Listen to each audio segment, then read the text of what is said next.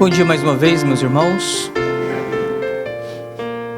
Quero aproveitar, enquanto a máquina vai ligando aqui,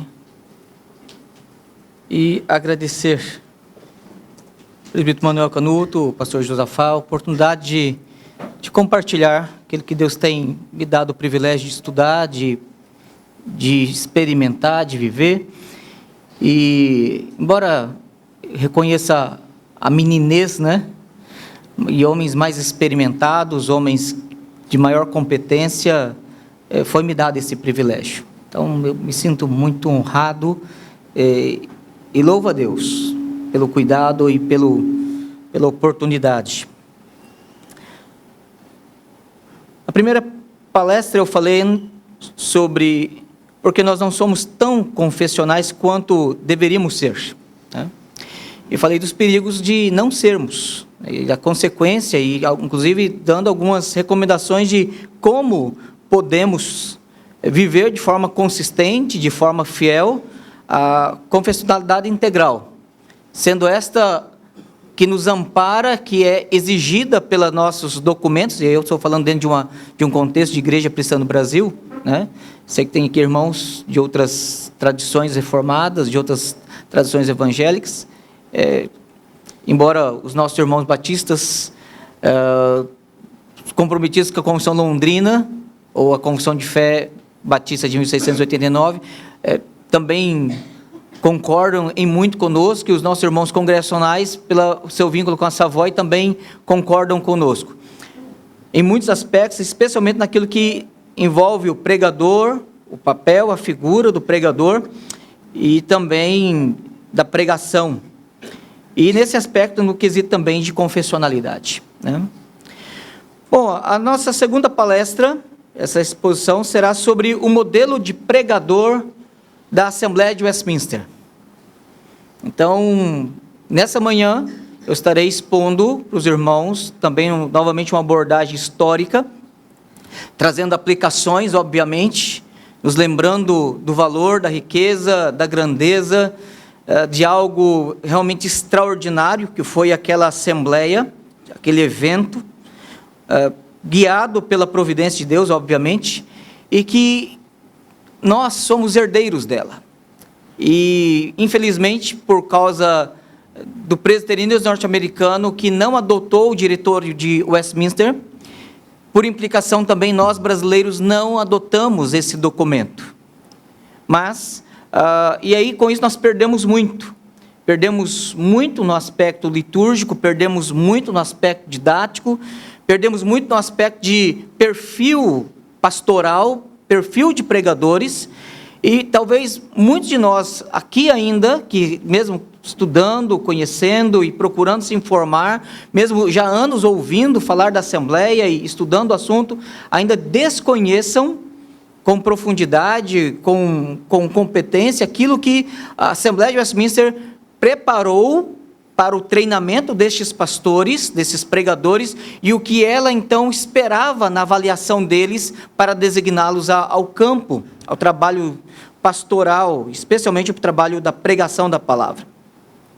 Bom, ontem, resumindo, eu falei que a igreja presbiteriana, reformada, coerentemente ela deve ser confessional em sua identidade, ela precisa ser confessante em seu testemunho, ensino e proclamação, ela precisa ser praticante da sua confessionalidade em sua estrutura organizacional e ações.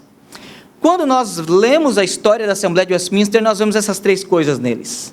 Eles estavam então preocupados em ter uma confissão e catecismos, para que aquilo pudesse ser de forma objetiva e público apresentado para a igreja, para que não somente a igreja nacional dos três reinos, a Inglaterra, Escócia e Irlanda, a partir do pacto solene, né, Liga e Pacto Solene, pudesse então, nesta unidade, estabelecer o que eles criam, manter a unidade da igreja, das igrejas nacionais, mas também para que pudesse ser usado pelos membros das suas igrejas, para que eles pudessem então saber o critério na instrução, no discipulado, usando uma palavra mais moderna, né? No treinamento dos novos membros, para que as famílias pudessem instruir, cada cabeça de lar pudesse instruir a sua esposa e seus filhos a partir de um critério que trouxesse unidade.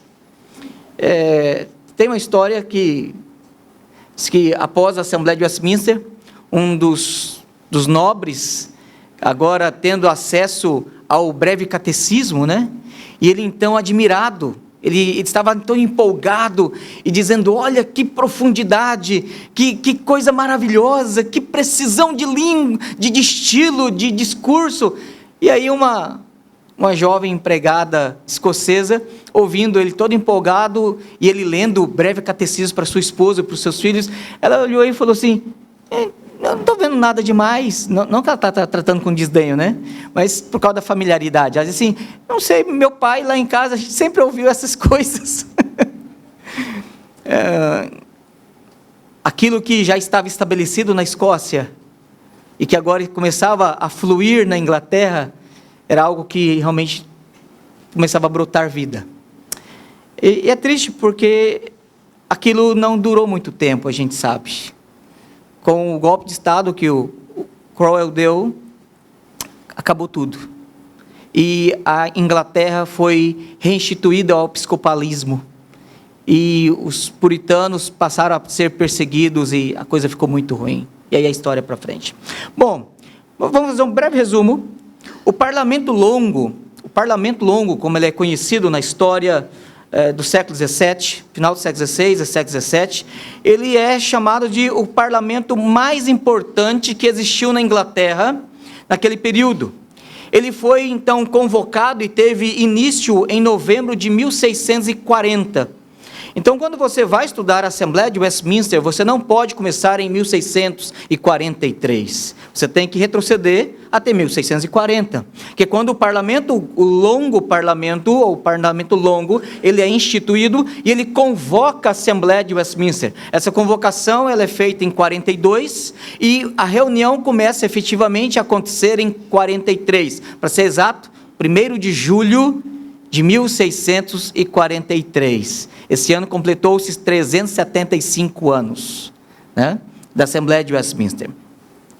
Foi dissolvido por Oliver Cromwell em abril de 1653. Então, esse Parlamento Longo começa em 1640 e ele é encerrado em 1653.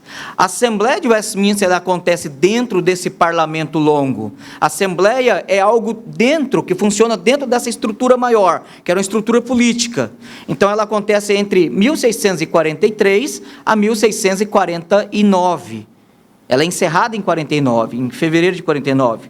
E é este Parlamento Longo que convoca a Casa dos Lordes, a Casa dos Comuns e os teólogos de Westminster, os teólogos ingleses. Por causa do pacto e liga solene, que foi um pacto estabelecido entre a Escócia, a Inglaterra e a Irlanda, e esse pacto ele se dá por um motivo muito simples. O rei, que era de simpatia católica, ele então estava se opondo às reformas que o parlamento queria realizar, que o parlamento inglês queria realizar. E ele então levanta o seu exército, e o parlamento também tem o seu exército, e agora nós estamos à iminência de uma guerra civil na Inglaterra. E o parlamento ele recorre ao parlamento escocês, e o parlamento escocês então dispõe o seu exército, e lhe propõe apoio político e militar, de modo que o acordo exigido fosse que a Inglaterra adotasse a religião presbiteriana, reformada, o sistema de governo presbiteriano. E então, esse acordo é estabelecido. A partir desse acordo, então, agora, a Assembleia, ela pode ser chamada, ela é convocada, e a Escócia envia os seus comissionários, os seus deputados, os seus representantes. Ela envia presbíteros, e ela envia teólogos. Os 4 eminentes e mais importantes e mais influentes teólogos da Assembleia de Westminster eram escoceses. Dos 4, inclusive, os 2 mais, Samuel Rutherford, e George Gillespie, que é um problema sério falar o nome dele. Uns falam Gillespie, outros falam Gillespie, aí vamos falar Gillespie mesmo, tá? Então, para não e aí você tem esses dois teólogos escoceses que estão ali. E eles atuam em vários momentos, discursando no plenário, trabalhando nas comissões, apresentando escritos, refutando argumentos, afinando e definindo, polindo algumas decisões. E eles são extremamente hábeis, inteligentes, experimentados. E embora George Gillespie fosse dos mais jovens entre os teólogos presentes, ele era um homem de uma graciosa, falo graciosa porque era algo dado por Deus, uma mente privilegiada, precisa, de conhecimento e de manejo das Escrituras e da teologia reformada. Bom, a Assembleia ela começa dia 8 de julho, e no dia 1º de julho, e no dia 8 de julho você tem um compromisso estabelecido entre a Casa dos Lords, a Casa dos Comuns e os teólogos ingleses e escoceses presentes. E neste juramento, eles dizem o seguinte: eu, aí citava o nome, muito sério e solenemente declaro na presença de Deus, o Todo-Poderoso, que nesta Assembleia, da qual eu sou membro, não manterei qualquer coisa em matéria de doutrina, ou seja, eu não vou ficar teimando no que eu creio, né? Não vou abrir mão da minha opinião, pelo contrário, ele vai dizer: se não somente o que penso em minha consciência for verdadeiro, em qualquer ponto de doutrina, apenas julgo conduzir mais para a glória de Deus, o bem e a paz da sua igreja. O documento que eu acabei de citar, chamado Liga e Pacto Solene, ele também foi decretado e apresentado em 1643. E eu vou ler apenas o primeiro parágrafo dele. Esse documento foi escrito por um dos membros, inclusive enviado para a Assembleia de Westminster, Alexander Anderson.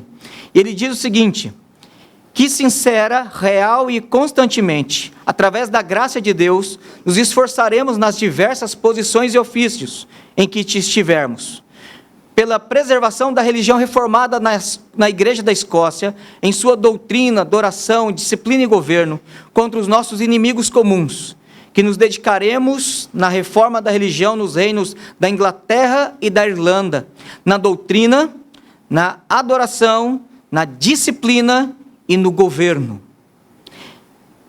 de acordo com a palavra de Deus, e o exemplo das melhores igrejas reformadas, e nos esforçaremos por levar as igrejas de Deus, nos 3 reinos, a mais próxima conjunção e uniformidade da religião, confissão de fé, forma de governo da igreja, diretório da adoração e o uso de catecismos, que nós e aqueles que vierem posteriormente possamos como irmãos viver em fé e amor, e o Senhor se compraza em habitar em nosso meio. Esse aqui é o primeiro parágrafo desse documento que estabelece a unidade dos 3 reinos para que pudesse ocorrer a Assembleia de Westminster. A partir desse documento, então, que foi estabelecido a partir do juramento do dia 8 de julho, no dia 27 de julho, já foi montado como prioridade de ação da Assembleia uma comissão para o exame de clérigos, de pastores, de pregadores. E permita-me dar uma informação aqui para que, se eu esquecer dela, eu já fique estabelecido, né? A Assembleia de Westminster, ela funcionou, vou falar aqui numa linguagem mais comum, como um grande presbitério, né? Tanto que era uma assembleia, era um concílio. Então, embora ela estava ali definindo a vida da Igreja Nacional, da Igreja da Inglaterra, e também por implicação da Igreja da Irlanda, porque, na verdade, o que os escoceses receberam da Assembleia de Westminster já era praticamente o que eles criam, já era a tradição deles, de culto, de liturgia, de princípio de governo, tudo.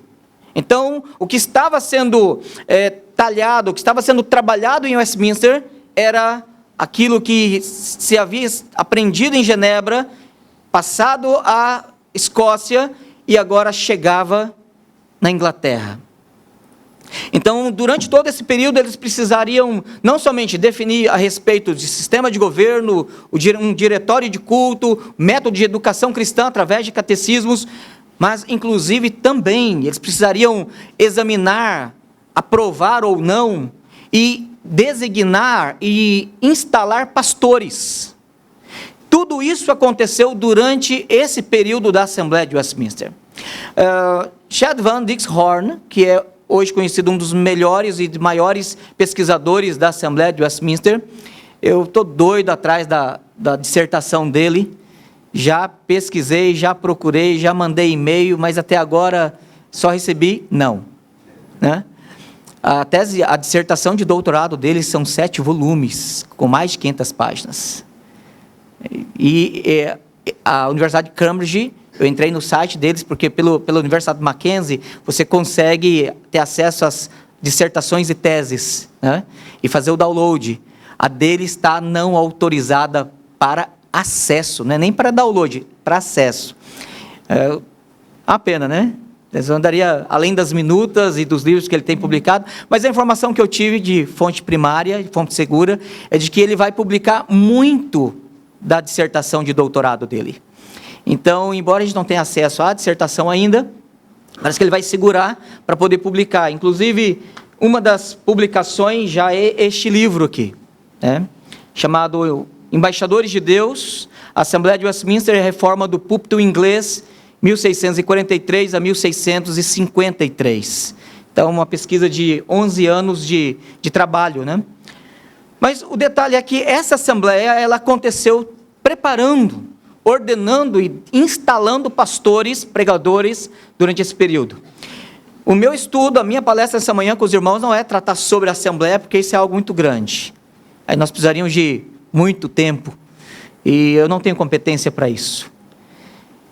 Mas eu vou trabalhar apenas fazendo recorte do assunto pregação, o trabalho pastoral. E a partir daí nós vamos desenvolver o assunto. Nas minutas da Assembleia de Westminster, na 8ª sessão, novembro de 1643, né, praticamente 4 meses depois de iniciada a Assembleia, eles já definem o que é o dever de um ministro. E quando eles vão falar sobre a pregação como um dos deveres do ministro, é declarado o seguinte, isso nas minutas, que é o ofício do pastor alimentar o rebanho pela pregação da palavra, de acordo com a necessidade de ensinar, convencer, reprovar, exortar, confortar. Que a instrução é o estabelecimento dos princípios dos oráculos de Deus, Hebreus 5,12, ou da doutrina de Cristo, e é uma parte da pregação pertencente ao ofício do pastor. Então, isso já é a primeira coisa estabelecida.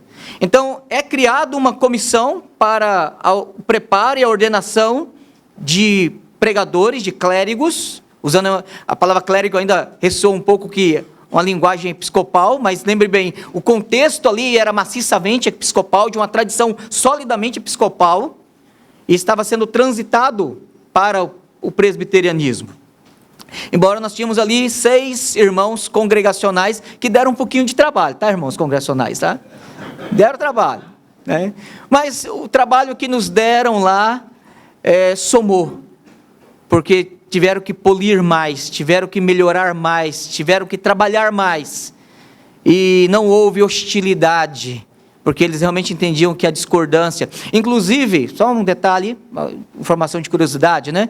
O capítulo da Confissão de Fé de Westminster, que fala da liberdade de consciência, foi melhor trabalhado também pensando em amor nos irmãos congregacionais, que eram chamados de irmãos dissidentes, ou irmãos discordantes, como a tradução acho que melhor, do sistema de governo, conforme aprovado pela Assembleia de Westminster.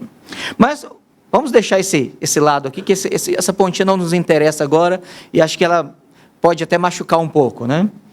Mas o fato é que no dia 2 de dezembro de 1643, então no mesmo ano que inicia a Assembleia, você tem a definição já estabelecida oficialmente do que seriam as atividades, as prerrogativas do pregador, missão designada para preparar e ordenar pastores.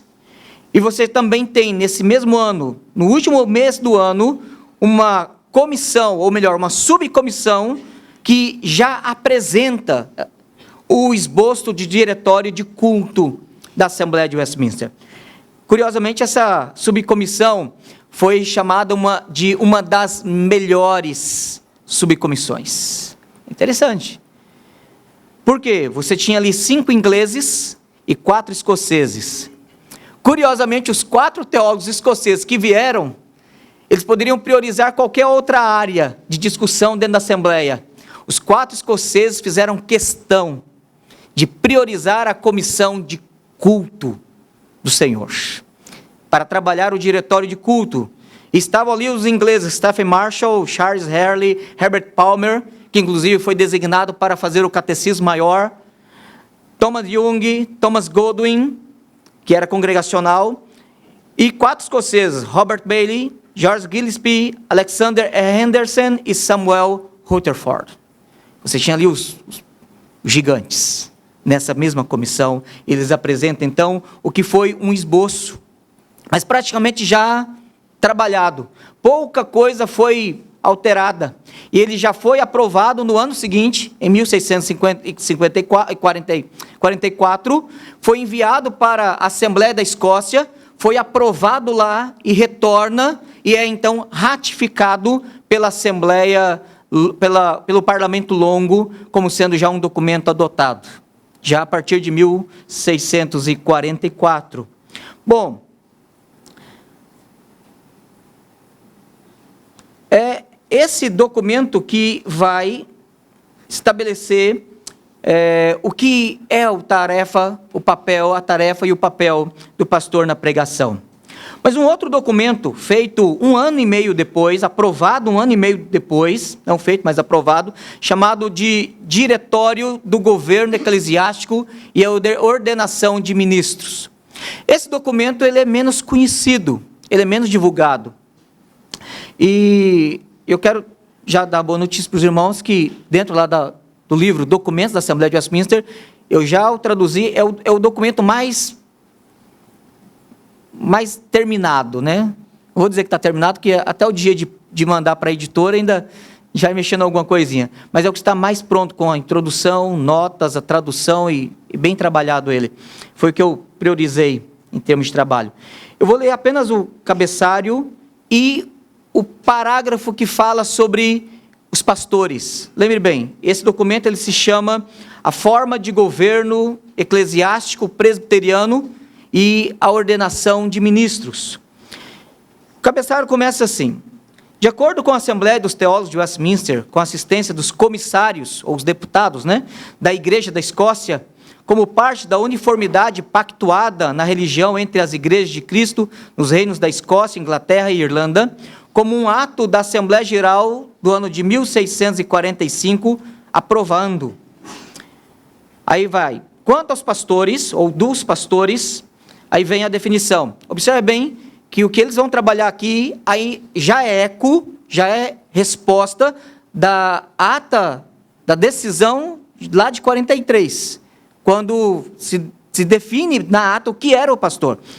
Você tem aqui então a declaração. O pastor é um oficial ordinário e perpétuo da igreja, Jeremias 3, 15 e 17. Pregando desde o tempo do evangelho, 1 Pedro 5, 2 a 7, Efésios 4, 11 a 13. Detalhe, o verbo usado aqui, embora eu traduzir por pregando, é profetizando, tá? E só deixando bem claro que, majoritariamente, os nossos teólogos da Assembleia de Westminster eram cessacionistas, né? Havia algumas questõezinhas lá para serem aperfeiçoadas, mas eles eram cessacionistas, e profetizar para eles realmente era a pregação com autoridade, a partir da verdade revelada. Tá? Então, só deixando bem claro. Inclusive, o livro do William Perkins, que foi agora publicado pela editora Monergismo, graças a Deus, tornando acessível aos demais irmãos, ele define a ideia de pregação, ou de profecia, porque o livro dele chama-se A Arte de Profetizar, e ele define o seguinte: a profecia possui 2 partes. a pregação da palavra e a oração pública. Interessante, né? Então, profetizar na mentalidade puritana não era só a pregação, mas era a pregação e a oração. E ele vai dizer por quê.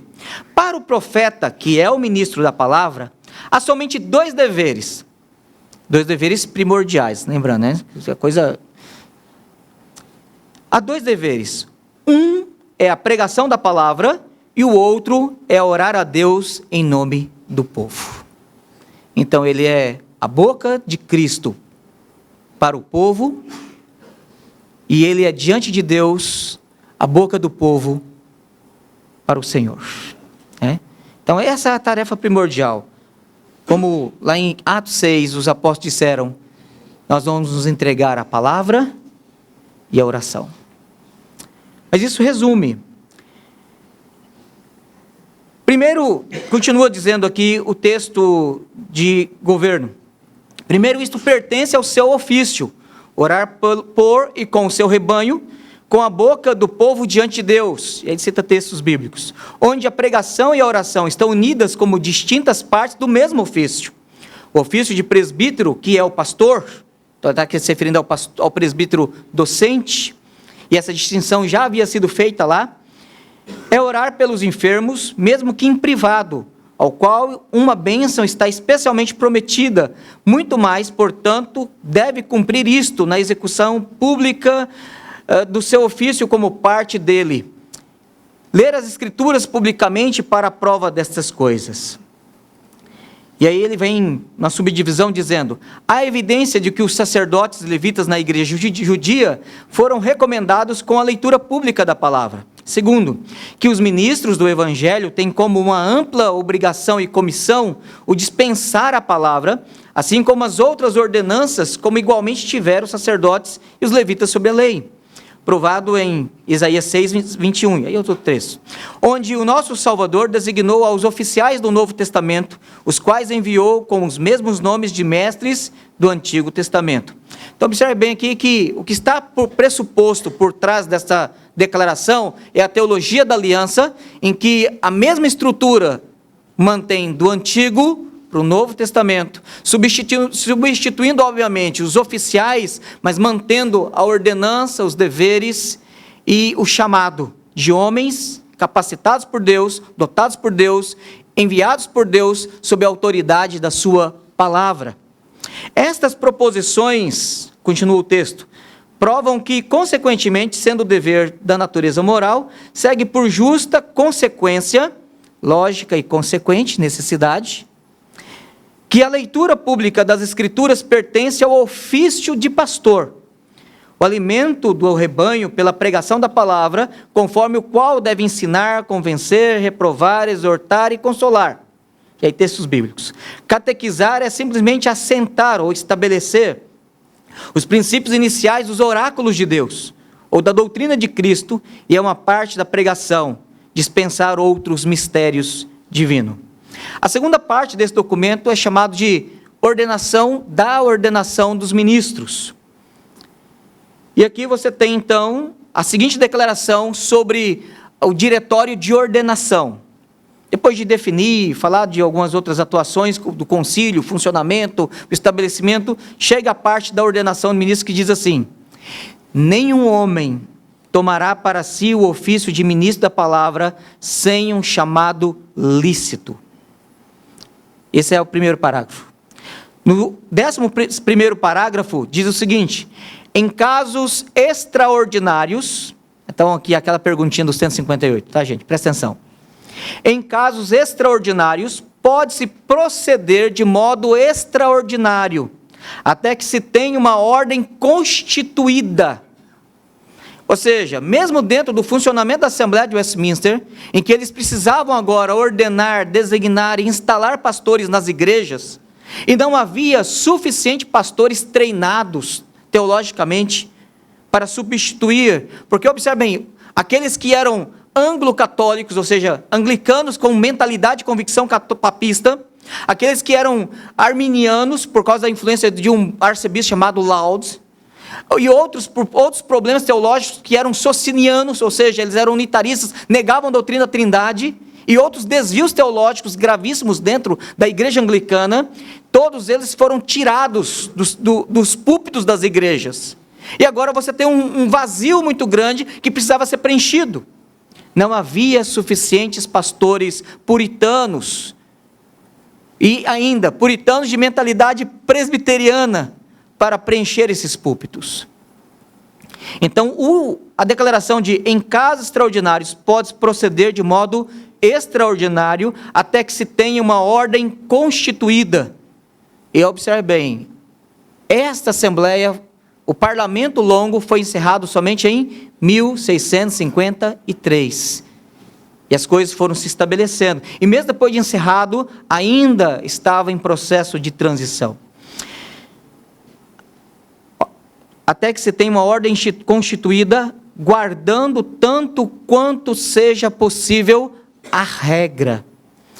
Há neste tempo, 12º parágrafo, há nesse tempo, como humildemente percebemos, uma ocasião extraordinária para um meio de ordenar às vistas a necessidade presente de ministros.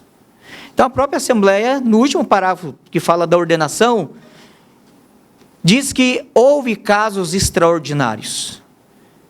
Houve casos de ordenação de presbíteros, de licenciados, de pessoas que eram autorizadas pelo parlamento para pregar, mesmo ainda não sendo o ideal. Esse é o ponto. Existem 2 artigos do Chad Van Dixhoorn, eu traduzi os 2, então você depois pode procurar na internet para lê-los. Um deles chama Embaixadores de Deus, Conselho aos Pregadores. O segundo artigo chama-se 7 marcas de um ministério do púlpito puritano. Esses 2 artigos são resumos de algumas partes deste livro, chamado Embaixadores de Deus, Assembleia de Deus e a Reforma do Púlpito Inglês, entre 1643 a 1653. Esse livro aqui a gente precisava ter ele em português. Entenderam a dica, né? Esse livro nós precisamos ter em português. É uma pesquisa fantástica. Eu ganhei as minutas de Westminster, editada pelo Chad Dixhoorn. Depois eu conto no corredor como é que foi a brincadeira. Mas a bênção de Deus me fez obter esse texto. E aí eu me debrucei sobre ela e li, folheei, mexi e tal, para ver o que falava sobre pregação. Um mês depois que eu tinha terminado de fazer esse trabalho laborioso, chegou o livro para mim. Eu percebi que o Chad já tinha feito tudo isso aí, bem melhor. Aí eu falei, rapaz, bom, agora eu conheço o assunto na minutas e conheço na sistematização do livro. E é fantástico, irmãos, porque às vezes a gente fica pensando assim, uma assembleia grande, com preocupação de guerra civil, com preocupação de político, a coisa travada pela formalidade, pela burocracia, os lords estavam ali com todo aquele ranço de séculos ali, a Casa dos Comuns tentando também se impor, e os teólogos da Assembleia de Westminster, dentro do esforço hercúleo ali, afirmando as Escrituras, e com mais empenho ainda os escoceses, que ainda sofriam às vezes de xenofobia, né? Que eram escoceses, além da dificuldade da língua. Os escoceses naquele período ainda falavam o inglês. Se você acha que o inglês hoje escocês é diferente da Inglaterra, naquela época era pior ainda. Eu tive acesso ao catecismo de Samuel Rutherford. Aquele negócio que ele escreveu lá é um inglês que só existe, acho que na casa dele. Não dá para você entender o que ele escreve. Graças a Deus, acho que Solidel Glória fez uma edição em inglês moderno, traduziram o inglês lá dele para o inglês moderno e agora dá para ler. Mas o que nos atrai para esse momento é o conceito de pastor deles. O conceito de pastor é algo fantástico. Homens que são super-homens. Hoje nós estamos vivendo um movimento de diversão. Nós estamos vivendo hoje um discurso, e por vezes nós somos contaminados por ele, de dizer assim, pastor também é gente. O pastor também tem sentimentos, o pastor também tem necessidades. E aí o Eugene Peterson, né, pastor da PCUSA, tem esse discurso de pastor contemplativo, o pastor relevante, o pastor não sei o quê, e essa baboseiraiada de o pastor que também tá, aquela coiseira. Esquece sim, é verdade, nós sofremos, nós temos necessidades, nós temos conta para pagar, nós temos que dar atenção à nossa esposa, aos nossos filhos, nós passamos temores e tremores por dentro e por fora, como Paulo mesmo fala em 1 Coríntios capítulo 5, é verdade, nós choramos e muitas vezes nós não temos com quem compartilhar.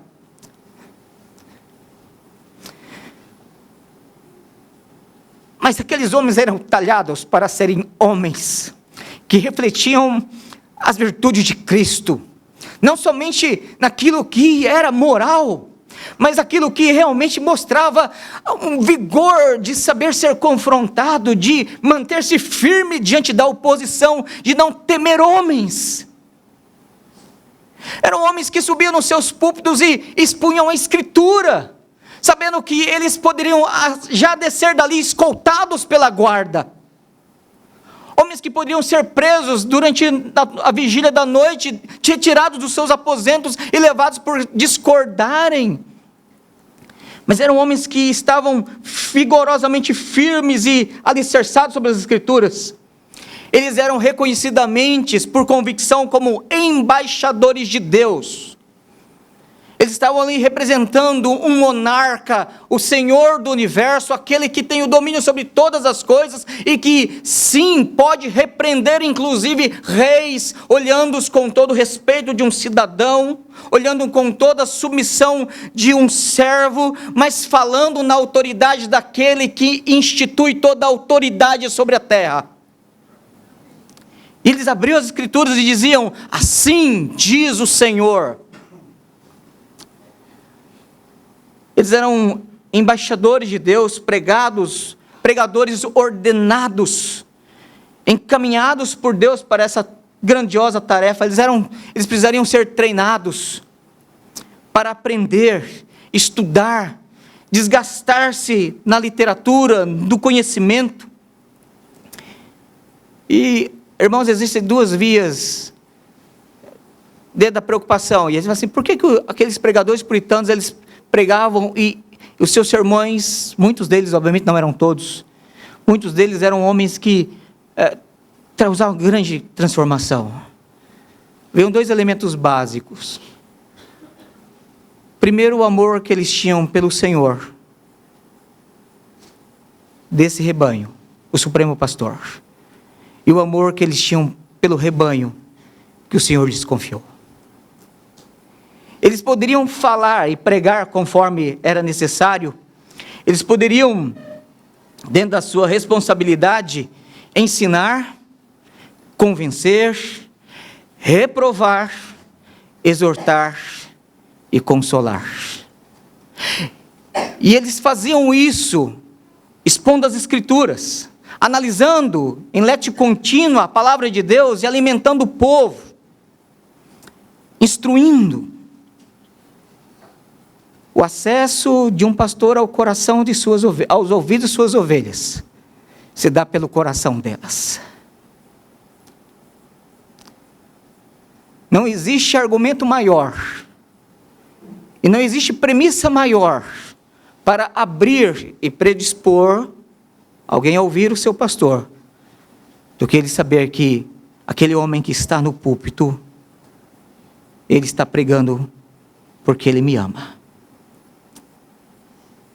Mas o ponto é que eles também eram homens cultos, homens dados à leitura, ao conhecimento.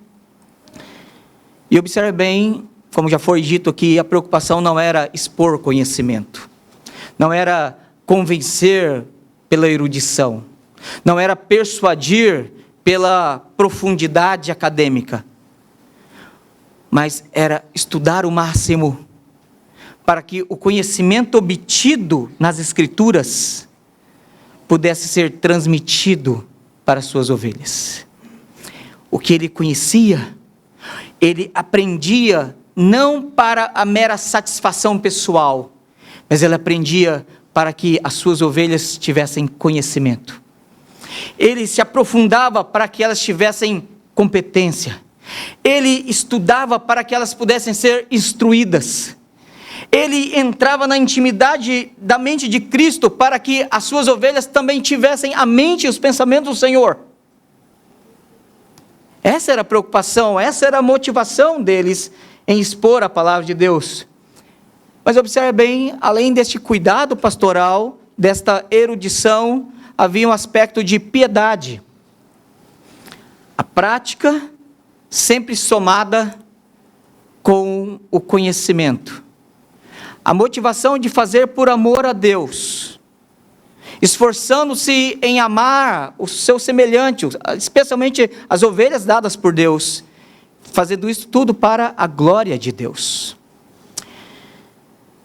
Mas, acima de tudo, a exposição era a palavra de Deus, e a palavra apresentando a Cristo Jesus, o nosso Senhor. Por isso, então, ele precisava ser um erudito, ele precisava debruçar-se nos livros, conhecer o máximo possível, aprender o máximo de todas as coisas que lhe fosse acessível. Ele pudesse também lembrar que ele conduz a igreja à adoração, porque o púlpito define muito o modo como nós adoramos. Pregadores que fazem gracejo, que brincam, fazem stand-up e assim por diante, realmente levam as pessoas a pensarem que o culto é dessa natureza. Quando nós subimos ao púlpito, nós devemos lembrar primeiro quem nós somos. A grandiosa tarefa que pesa sobre nós. Em nome de quem nós estamos aqui? Quem estará falando através de nós? A nossa indignidade. E por mais que as nossas obras de preparo, de estudo, de pesquisa, ainda são trapo de imundícia diante de Deus. Porque toda a eficácia vem da iluminação do Espírito, todo poder vem do alto, toda autoridade vem de Cristo, todo resultado é garantido pelo Pai, e toda transformação é executada pelo Espírito Santo naqueles que nos ouvem. E é essa convicção que nós devemos ter quando subimos ao púlpito. E quando as pessoas, domingo após domingo, elas vêm e ouvem esse tipo de pregador, esse tipo de sermão, elas sabem que quando elas entram diante de Deus, elas estarão diante do Senhor, aguardando que o Altíssimo fale com elas. E que sejam poucas as suas palavras, gente, dele, guarde o teu pé quando entrares na casa de Deus. Isso lhes fará sentido. Isso lhes fará realmente razão de adorar a Deus. Ele deve ser também um adorador, um apologista.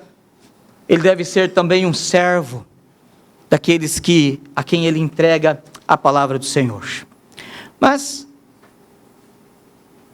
permita-me fazer algumas observações. Eu não sei quantos tem o diretório de culto de Westminster, parece estar esgotado, infelizmente. Mas antes de publicar ele, se forem publicar ele à parte, apesar que o meu acordo com o Magalhães, o Valdemir Magalhães, é de que ele seja publicado dentro dos documentos. Então eu não vou fazer a tradução dele, porque eu vou aproveitar essa tradução, mas eu me comprometi em fazer a revisão dele, né?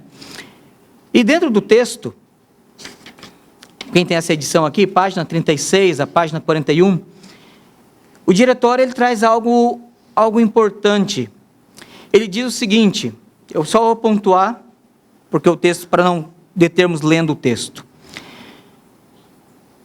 Primeira coisa que ele observa é que o pregador, a pregação, ela precisa ter competência, ou seja, tem que ter conteúdo, não pode ser água com açúcar.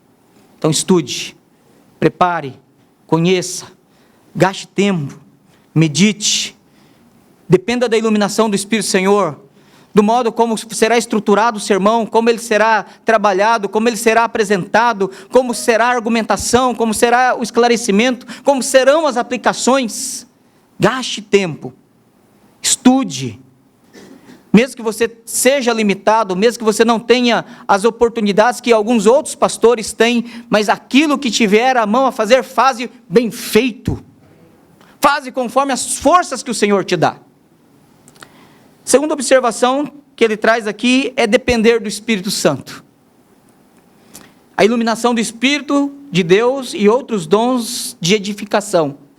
Então nós precisamos depender do Espírito. Tomemos sempre cuidado com a arrogância do nosso coração. Tomemos cuidado com a soberba de pregadores que atravessam o mundo para pregar, mas não têm disposição de atravessar a rua para ouvir. Que são mestres, muito mestres em si mesmos, mas não são ensináveis. E o verdadeiro mestre é aquele que ama aprender do Senhor, para ensinar e compartilhar e instruir os servos do Senhor. Mas ele ainda diz que a pregação ela precisa ser lectio contínua, instrução. O sermão será algum texto bíblico que exponha algum princípio ou título da religião. E aí diz assim, então ele poderá dar seguimento a algum capítulo, continuidade, algum capítulo, salmo ou livro da Bíblia, da Escritura Sagrada, que ele julgar conveniente. Mas era uma pregação seguida. E ele traz então algumas dicas a respeito de como fazer um resumo do sermão, como analisar e dividir o texto, como tirar as doutrinas do texto, como trabalhar com a analogia da fé, ou seja, mostrando que um texto da Escritura está de acordo com toda a Escritura, porque a Escritura interpreta a Escritura, e toda a Escritura está em coerência, não há contradição, não há erro, não há nenhuma confusão na Escritura. Há também uma tarefa apologética, porque ele precisa esclarecer a dúvida dos membros, ele precisa responder o preconceito dos opositores, diz aqui o texto, e ele precisa também alimentar com a verdade a dúvida daqueles que sinceramente querem aprender e que não estão esclarecidos. Agora ele passa para a aplicação dos usos, conforme já foi instruído aos irmãos, que é chamado aplicação. Deixe-me fazer sugestão. Eu não sei quantos aqui tem aquele livro Calvinismo da Prática, editado pelo Peter Lillbeck, publicado pela editora Cultura Cristã. Tem um capítulo nesse livro, escrito pelo Dr. Piper, que ele fala sobre a pregação puritana. Então, se você quer fazer uma revisão da palestra dele, lê lá o capítulo. Só que lá no capítulo ele traz muito mais detalhes. E tem uma parte desse capítulo que ele fala sobre aplicação. Eu já li alguns livros sobre homilética. E já vi algumas sugestões sobre aplicação. Mas o modo como o Dr. Piper coloca ali no livro, ele, de forma resumida, apresenta a forma como os nossos pais puritanos faziam a aplicação do sermão, é algo fantástico. Se você tem dificuldade de aplicação no seu sermão, leia esse capítulo desse livro. Leia o livro todo, não seja preguiçoso não, né? Mas se puder, leia prioritariamente por questão de urgência esse capítulo. O Calvinismo na Prática, pregação puritana é o nome do capítulo. E aplicação era algo realmente que tomava, por vezes, uma grande parte do sermão, às vezes metade do sermão ou maior parte do sermão. Porque, conforme já foi observado, ele não era apenas o apêndice no final, ele era desenvolvido em todo o sermão. A aplicação era feita durante toda a argumentação, era analisado o texto, era extraída a doutrina, era afirmada de forma inteligível, aplicada, instruída, e aí era feita a aplicação. E às vezes feita em uma ilustração, e feita novamente uma aplicação em cima da ilustração. E a coisa era desenvolvida assim. Bom, contestação de falsas doutrinas, exortação e obrigações, dissuasão, repreensão e admoestações públicas. Então, ou seja, as aplicações do sermão não eram direcionadas apenas a situações de vida cristã, mas também aos deveres públicos, de trabalho, profissão, estudo, relacionamento, moradia, saúde e assim por diante. Havia aplicações direcionadas a todas as esferas, dentro daquilo que era a necessidade do momento. E também eram feitas aplicações de consolo. Lembrando que naquela época a mortandade era algo muito grande, especialmente mortandade infantil. Nós sabemos de puritanos que tiveram 5, 10, 15 filhos e todos morreram. Há famílias que perdiam filhos inteiros, ou as esposas que no parto, de forma tão precária que era na época, e os contágios, infecções pós-parto, muitas mulheres morriam. Então a mortandade era algo muito grande naqueles dias. E era necessário a preocupação de aplicação de consolo, de remédio, de que viesse trazer paz àqueles homens. E aí é dito que, quanto ao servo, ou seja, quanto ao pregador, ele deve pregar arduamente, não fazendo o trabalho do Senhor de forma negligente. Dedicar-se, consumir-se na pregação, com clareza, com fidelidade, com sabedoria, com seriedade, com amor, andando diante do rebanho como exemplo. É interessante como esses homens eles já tinham uma visão bíblica de pastorado. Quando a gente fala assim, mas esse era o diretório de culto. Sim, era o diretório de culto. Quando você vai para a pergunta 158 a 160 do Catecismo Maior, e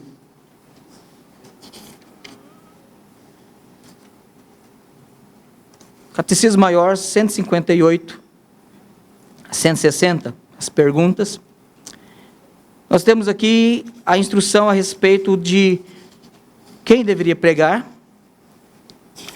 como deveria ser pregado e como deveria ser recebido a pregação. Permita-me ler, pergunta 158, diz assim do Catecismo Maior: quem tem permissão para pregar a palavra de Deus? Resposta: a palavra de Deus deve ser pregada somente por aqueles que têm dons suficientes e são devidamente aprovados e chamados para o ministério. Pergunta 159. Como a palavra de Deus deve ser pregada por aqueles que para isso são chamados? Então, o como?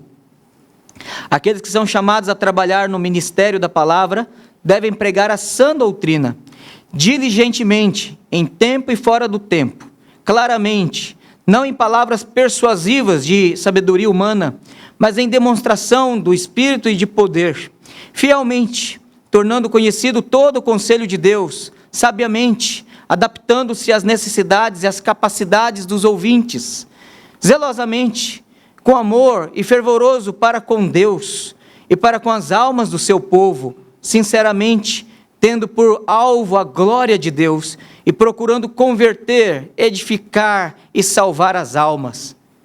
O que é exigido dos que ouvem a palavra pregada?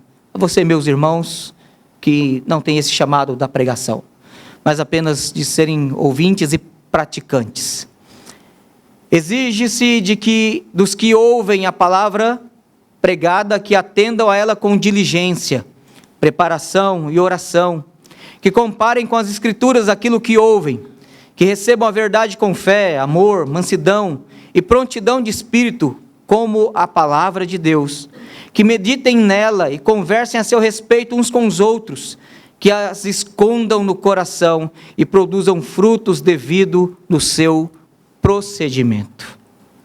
Então nós temos de forma muito clara aqui, dizendo quem, como e também qual deve ser a resposta daqueles que ouvem a pregação.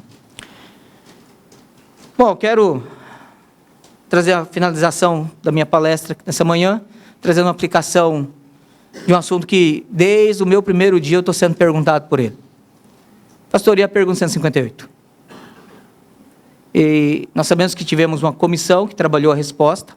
O documento está publicamente postado online no iCalvinos, todos podem ter acesso a ele. Eu não vou comentá-lo. Eu vou comentar o que a Assembleia de Westminster como ela tratou o assunto. Eu creio que ele é completamente viável hoje, porque nós inclusive estamos numa situação muito mais favorável do que naquela época. Naquela época você tinha centenas de igrejas, poucos pastores, legítimos, lícitos, que poderiam, aprovados pela Assembleia, exercer o pastorado. A IPB hoje tem pastores suficientes para pastorear as igrejas que tem.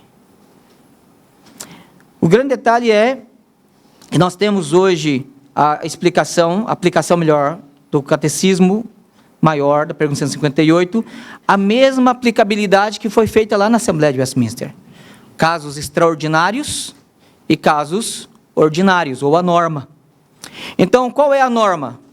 Que cabe aos pastores que foram chamados, dotados por Deus, ordenados pela igreja, designados em seus campos, que eles pastoreiem, que eles exerçam a autoridade de Cristo, que eles instruam o povo de Deus.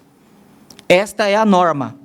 Este é o caso ordinário. Mas, pastor, nós temos situações de igrejas locais. Vamos pensar em igreja local, em que você tem congregações e o pastor não consegue dar assistência toda. Eu sei disso, eu vim da região norte. Eu conheço campos. No meu primeiro pastorado, ainda bem não, né? Não é que eu estou celebrando, mas sim, foi menos trabalhoso, né? E mais sofrido para a Vanessa, se nós já tivéssemos criança naquela época. Mas eu cheguei a um período que eu mesmo dei assistência para 4 campos, 4 igrejas ao mesmo tempo. De moto, andando em estrada de chão, e lá em Rondônia tem 6 meses de chuva que os irmãos não sabem o que é barro, tá? Ainda mais quando passa aqueles toureiros pesados de madeira, e que eles estragam e faz aquela moedeira toda na estrada, que nem moto passa. Eu algumas vezes andei de moto em cima do barranco da estrada, porque a estrada estava inviável. Então, há situações, sim, que você tem a necessidade. E são casos extraordinários. E aí, a aplicabilidade da Assembleia, embora lá seria uma Assembleia, mas nós podemos pensar num concílio grande, mas trabalhando o mesmo princípio, trabalhando com o princípio que um conselho pequeno, dentro de um caso de extraordinário, o conselho poderia aprovar um presbítero para que ele também seja designado à pregação junto ao pastor, em caso extraordinário, até que se estabeleça a norma. Porque quando aquela congregação organizar-se igreja, ou tiver recursos para sustento de um pastor ali, para cuidar dela, o extraordinário cessa e o ordinário se estabelece. Mas, pastor, nós temos o caso de seminarista, pode ou não pode pregar? Essa é outra pergunta, ainda mais eu que estou trabalhando lá no JMC, né? Na biblioteca do JMC e na assistência à direção. Como é que eles faziam lá? E aí o pastor Daniel, conversando comigo, eu falei assim, não, mas o próprio diretório trata disso. Ele diz algo interessante.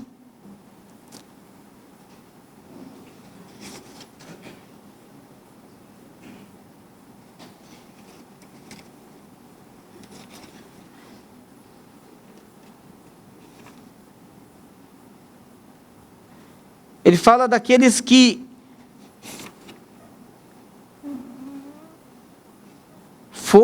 que ansiarem expor a palavra, pregar a palavra,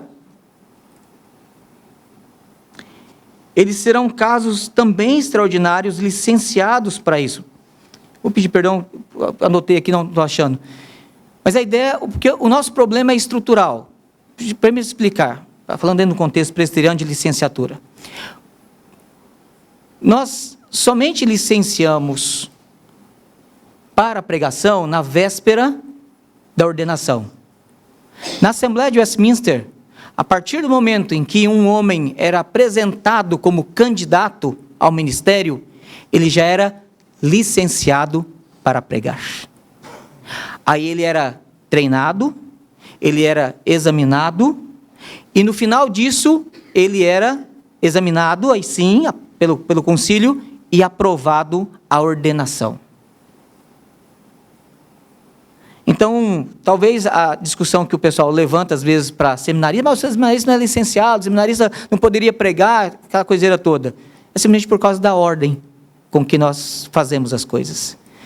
Na Assembleia de Westminster eles não tinham esse problema, porque eles licenciavam para a pregação a partir do momento que ele era aprovado como candidato. O problema é que nós fazemos o contrário. Nós só ordenamos ou licenciamos quando ele já está na parte final. Mas esse é um problema de ordem. Então você tem, primeira resposta quanto à pergunta 158. Como resolver a situação? Nós precisamos entender que existem casos ordinários e casos extraordinários. Segundo, presbíteros regentes, eles podem ser licenciados ou autorizados pelo conselho para pregar extraordinariamente. Mas é necessário que o conselho faça isso, registre em ata. É uma decisão consensual do conselho. Não é algo assim, como o diretório, as minutas disseram, olha, ninguém pode botar na cabeça, eu vou ser pregador e vou sair pregando. Não. É necessário que haja a vocação, o reconhecimento e a autorização para isso. Desculpa a expressão, isso aqui não é a casa mãe Joana, que cada um chega e faz do jeito que quer, não. Existe ordem. E a Bíblia nos diz em 1 Coríntios 14 que haja ordem e decência em todas as coisas. Terceiro, candidatos ao ministério pastoral eram autorizados a pregar, ou licenciados a pregar, a partir do momento em que eles eram reconhecidos candidatos. Mas observe, permito fechar esse ponto agora dizendo algo.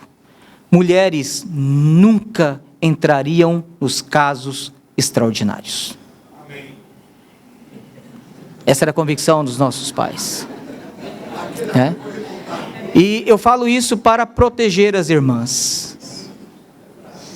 Pregar, minhas irmãs, é uma tarefa pesada. Pregar é algo que exige de nós não que as irmãs não tenham esse senso de temor. Tem. Não que as irmãs não entendam. Algumas irmãs, inclusive, são mais inteligentes do que alguns de nós aqui, do que eu, e etc. Dentre os homens mais inteligentes, algumas irmãs, Deus, na sua graça, as dota com essa capacidade. A questão não é inteligência. A questão é de chamado.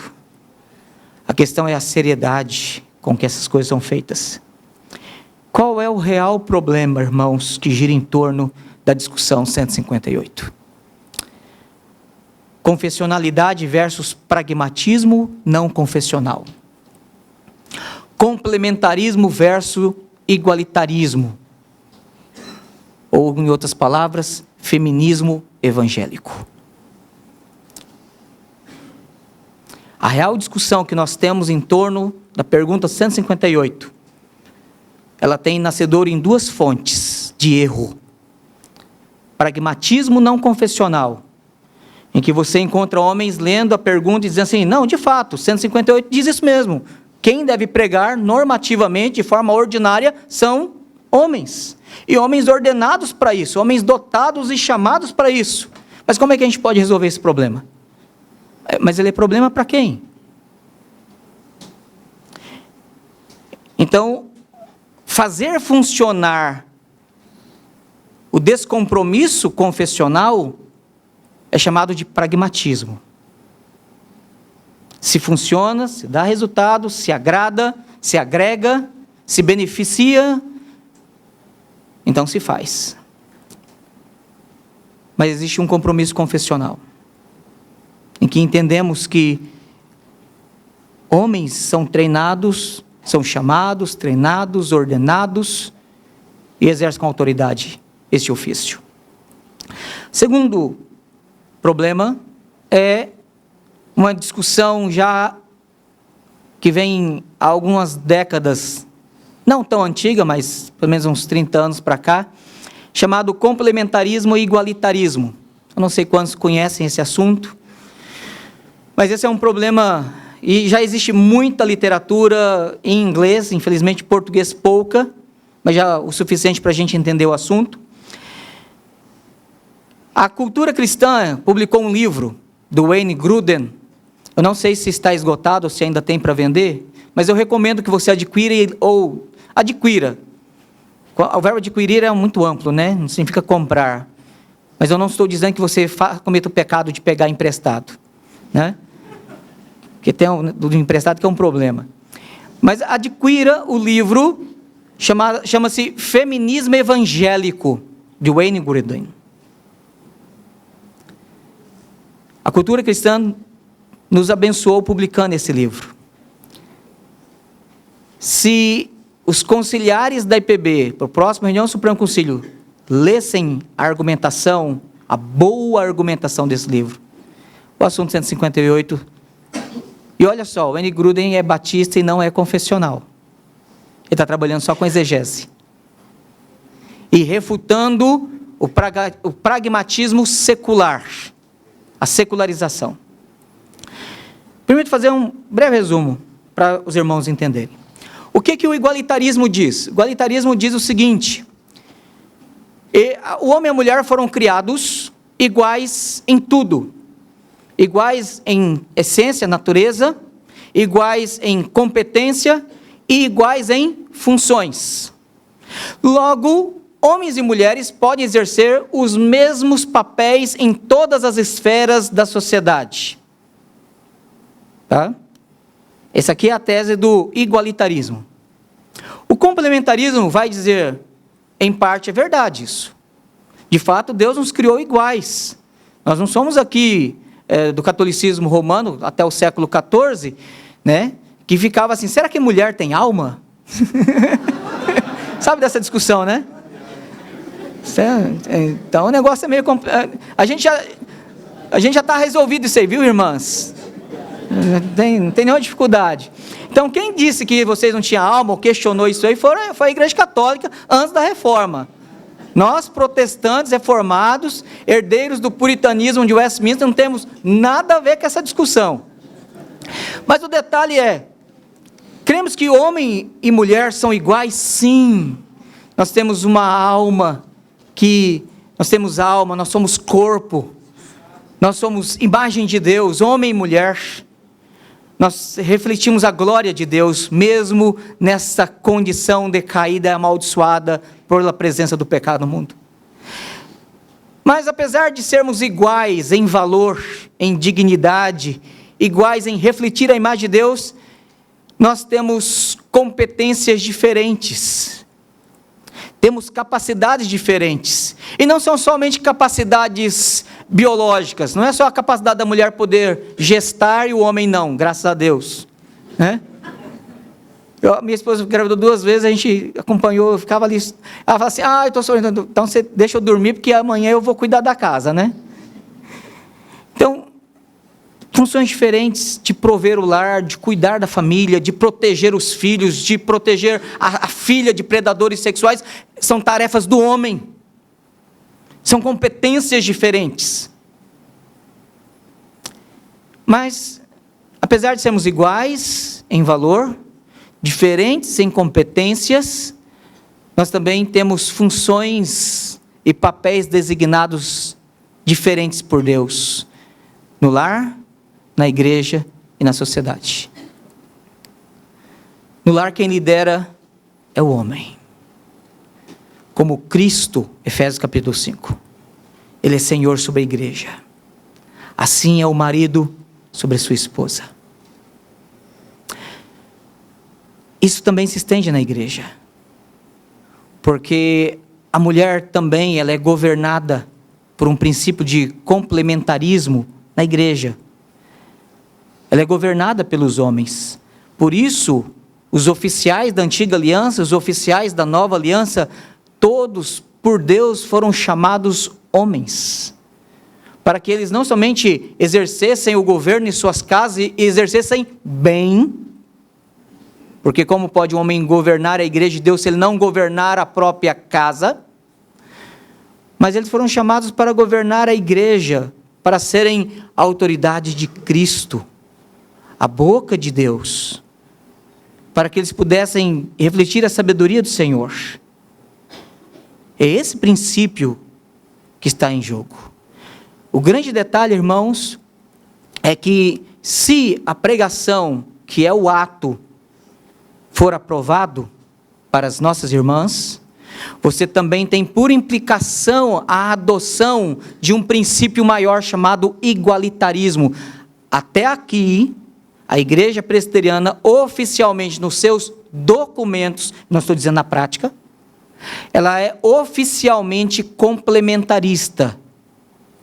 Mesmo que os nossos documentos antecedam a discussão complementarismo e igualitarismo, mas porque o padrão bíblico, desde lá do Jardim do Éden, foi o complementarismo, ou que convencionou-se de 30 anos para cá chamado de complementarismo. Porque o desvio é o igualitarismo.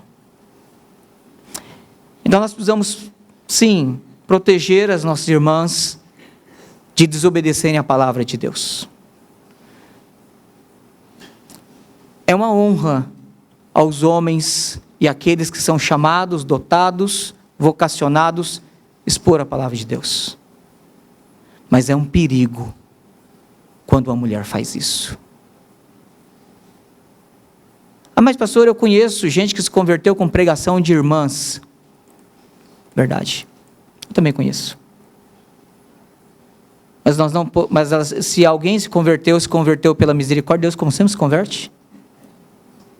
Ele se converteu em situações extraordinárias pela misericórdia de Deus, apesar da desobediência, e não por causa dela. Como talvez você, como eu, em alguns momentos preparamos sermões muito ruins, e que as nossas esposas foram as primeiras a dizer assim: o sermão hoje foi muito ruim. E você tem vontade de enfiar debaixo do chão, né? Porque não é só o temor de homens da sua esposa, mas é a certeza de que você já saiu do púlpito e falou assim: eu preguei hoje um sermão muito ruim. Aí você entra dentro do carro, a esposa olha para você e fala assim: você pregou um sermão muito ruim. Aí você tem consciência diante de Deus e diz: Senhor, eu pequei hoje no púlpito.